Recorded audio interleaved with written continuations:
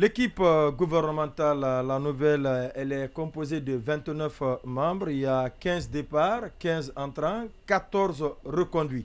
D'abord, on va s'intéresser sur les...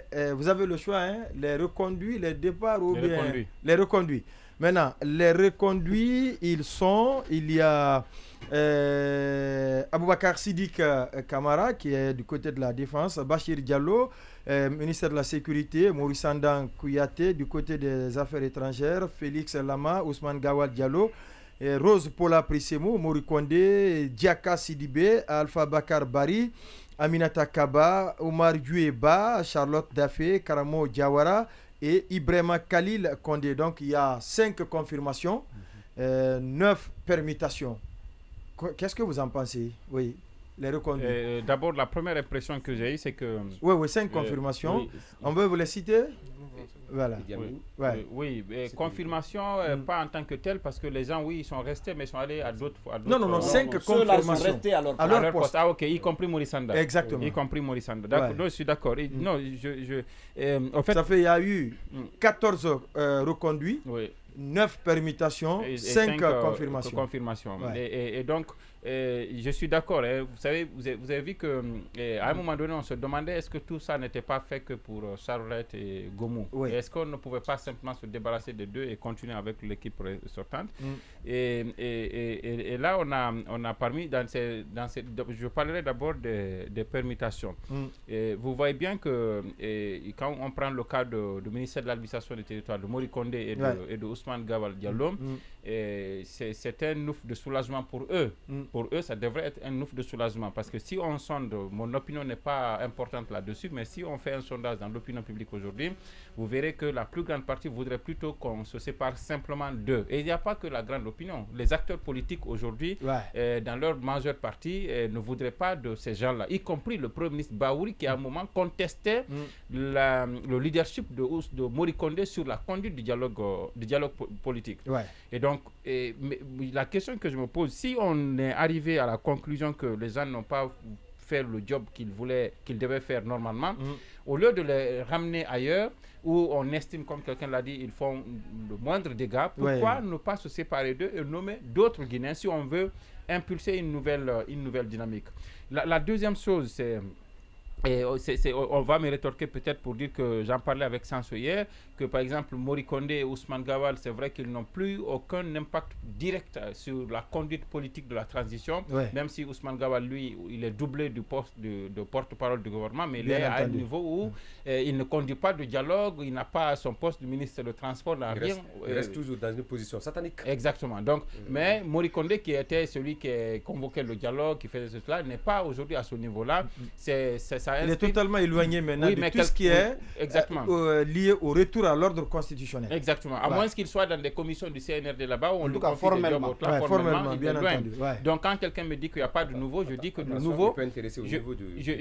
Je peux me dire que le nouveau vient de là, pourrait venir de là. Le fait qu'aujourd'hui, dans la conduite, en tout cas le dialogue politique, les acteurs politiques n'auront plus à dire parce que Mori Kondé est là-bas, nous ne partons pas. Mori Kondé n'est plus là. Il y a une nouvelle personne qui est à la tête du ministère. Ça devrait inspirer confiance. Ibrahima Khalil Kondé. Exactement. En attendant de savoir ancien militaire à la retraite. C'est que ce dernier offre. Un général. Voilà. La deuxième chose, c'est que quand je vois ces confirmations, ces reconductions-là, ça confirme que le Premier ministre Baouri, je n'ai pas vu dans l'équipe gouvernementale, y compris dans ces reconductions et autres là, je n'ai pas vu dans l'équipe gouvernementale sa proposition. Ça touche à lui. D'accord. Je ne vois pratiquement personne, parce que vous avez dit 14 de ce gouvernement-là étaient 2 ans là. Donc c'est censé être des hommes du CNRD ou du président Mamadi Doumbouya à lui. 15 nouveaux sont venus. Sur les 15 nouveaux qui sont venus, l'essentiel était dans le système. Moussa Moïse, il était à la présidence. Bouna, qui vient au ministère des Mines, j'étais avec lui avant-hier à Forikaria, il est le président du conseil d'administration de la compagnie du Transguinéen, il est dans le système, il est proche du CNRD. Et je ne sais pas qui d'autre encore, peut-être François Bourneau était secrétaire général du ministère de la Culture et des Arts.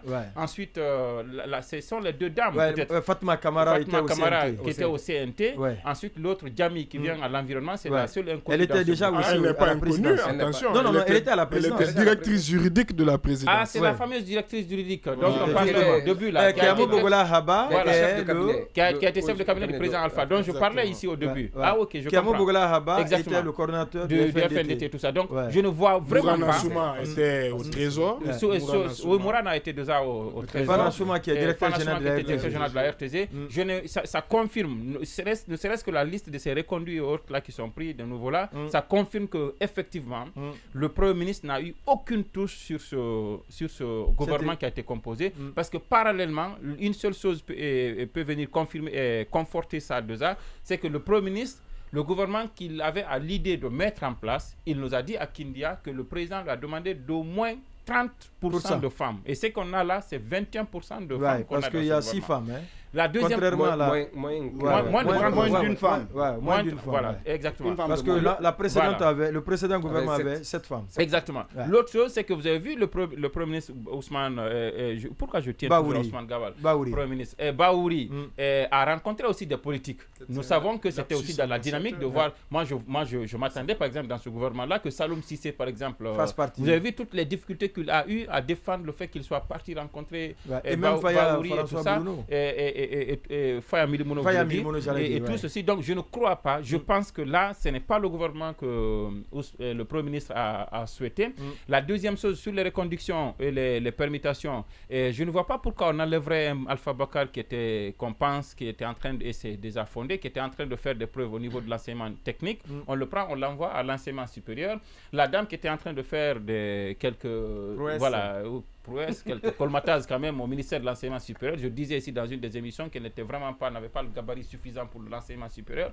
On la prend, on l'envoie au commerce parce qu'on estime que le commerce est moins important et tout ça. Et de l'autre côté, c'est que on a vu aussi au niveau de l'information, Fana Souma devenir ministre de l'information et de la communication. Et ensuite, il a été stagiaire, reporter à la radio nationale, reporter à la télévision nationale. Il a été présentateur, rédacteur en chef adjoint, rédacteur en chef, directeur de la télé, directeur général adjoint, directeur général, ensuite ministre. C'est un parcours quand même atypique. C'est impeccable. C'est impeccable. Mais il a gravi tous les échelons jusqu'à être ministre. Exactement. Mais tout ça, est-ce que ça lui garantit la qualité d'être ministre? Tout ça. Je vous donnerai la parole. Tout ça, vous savez, la fonction de ministre est éminemment politique.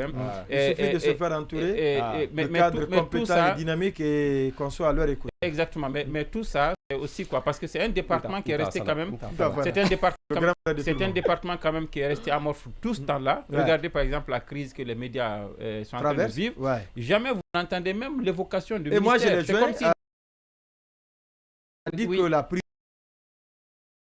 situation des médias brouillés. Ça, il dit que ça va être un de mes chevaux de bataille. On avait une ministre qui a été vraiment une catastrophe pour la corporation pendant tout ce temps-là. Depuis qu'elle a été défiée par tous d'ailleurs, parce que c'est pas Rose aussi qui a brillé à ce poste. Oui, mais quand vous interrogez exactement les faits, Rose vous trouvez que Rose a laissé des traces. Du dégel du salaire. Oui, non, même pas ça. Ça peut paraître comme un peu. C'est important. Voilà. Mais au-delà de ça, de façon nationale. Ça, c'est trop réducteur. Quoi. Je suis d'accord avec vous. Je suis d'accord, Marouane. Dans le bilan des ministères, dans le bilan d'une ministre, ça peut être réducteur. Mais il y a bien d'autres éléments qui peuvent plaider en sa faveur. Ce n'est pas le moment de faire étalage de ça ici. Mais je dis une fois encore, de façon globale, quand on a fini d'analyser à l'intérieur de ce gouvernement les nominations, les personnalités et tout ça, on se demande après quel cap, en fonction de l'équipe. Je vais vous poser cette question tout à l'heure. Je vais le temps pour les autres aussi de donner leur analyse.